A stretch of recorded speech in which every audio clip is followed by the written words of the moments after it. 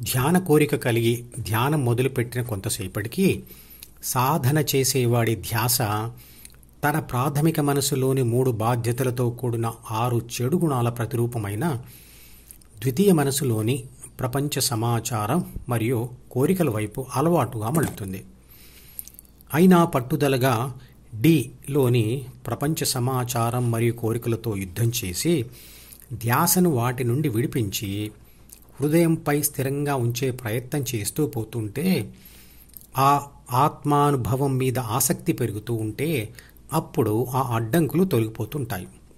పట్టుదల పెరుగుతుంది, ఫలితం రావడం మొదలు పెడుతుంది.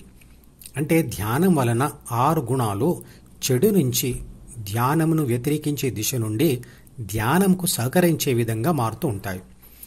అలా మారడంను మీరు బాహ్య ప్రపంచంతో వ్యవహరించినప్పుడు తెలుస్తూ ఉంటుంది.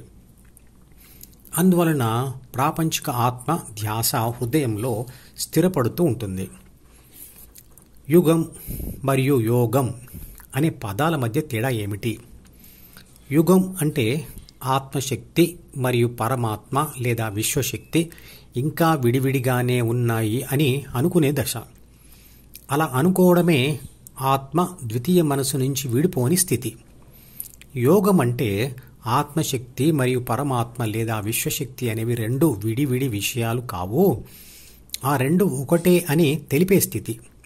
అది ధ్యాన సాధకుడు ఆ స్థితికి చేరినప్పుడు నేనే విశ్వశక్తి అని అనుభవంతో తెలుసుకుంటాడు. ధ్యానం చేస్తున్న 4 యుగాలలోనూ అంటే శూద్ర, వైశ్య, క్షత్రియ, బ్రాహ్మణ అనే 4 దశలలోనూ సాధకుడికి ఆత్మశక్తి మరియు విశ్వశక్తి విడిగా ఉన్నాయి. నేను సాధన చేస్తూ ఆ స్థితికి చేరుకుంటాను అని అనుకుంటూనే ఉంటాడు. ఆ స్థితిలో శక్తి దృక్పథం ఏర్పడదు. ఎప్పుడైతే నేను అంటే ఆత్మ కూడా శక్తియే, అది విశ్వశక్తిలోని ఒక అంశ అని అనుభవపూర్వకంగా తెలుసుకుంటాడో అప్పుడే తాను విశ్వశక్తి కంటే లక్షణాలతో చూస్తే భిన్నంగా లేను అని తెలుసుకుంటాడు. కృష్ణుడు అర్జునుడితో అంటాడు, అర్జున, ఈ యుద్ధం అదృష్టవంతులైన క్షత్రియులకే లభిస్తుంది అని. ఏ యుద్ధం? ఎలాంటి యుద్ధం? ఈ మాటలలో కృష్ణుడు అన్న యుద్ధం కత్తులతో చేసేది కాదు, మనుషులను చంపేది కాదు. ప్రాపంచిక ఆత్మ ద్వితీయ మనిషి యొక్క డిలోని చెడు ప్రాపంచిక సమాచారం మరియు కోరికలతో యుద్ధం చేసి వాటిని అణచడం ద్వారా చెడు గుణాలను వదిలివేయడం జరుగుతుంది.